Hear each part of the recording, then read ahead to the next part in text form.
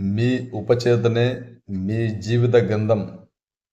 మీరు మీ ఉపచేతన మనసుపై ఏ ఆలోచనలు, నమ్మకాలు, అభిప్రాయాలు, సిద్ధాంతాలు, పిడివాదులు రాసిన, చెక్కిన, గాఢ ముద్ర వేసిన, అవన్నీ అనుభవాలు, పరిస్థితులు, సంఘటనల రూపాల్లో బాహ్యమై వ్యక్తీకరించబడతాయి.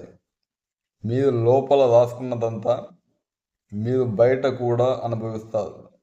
మీ జీవితానికి రెండు మార్గాలున్నాయి.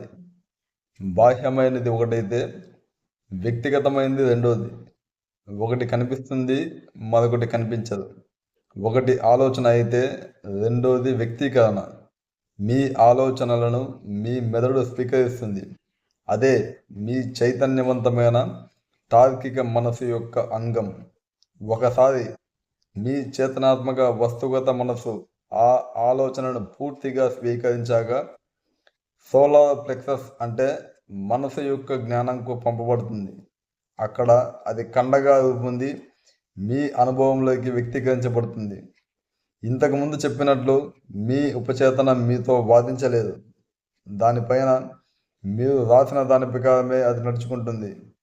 మీ చేతనాత్మక మనసు ఇచ్చిన తీర్పును, అభిప్రాయాన్ని అంతిమంగా భావిస్తుంది. అందుకే మీరు జీవిత గ్రంథాన్ని ఎప్పుడూ రాస్తూ పోతుంటారు. ఎందుకంటే మీ ఆలోచనలే మీ అనుభవాలు అవుతాయి. కనుక అమెరికన్ శాస్త్రవేత్త రాల్ఫ్ వాల్డో ఎమర్సన్ రోజంతా తాను ఎలా ఆలోచిస్తుంటాడో ఆ విధంగానే మనుషుడు తయారవుతాడు అని అంటాడు.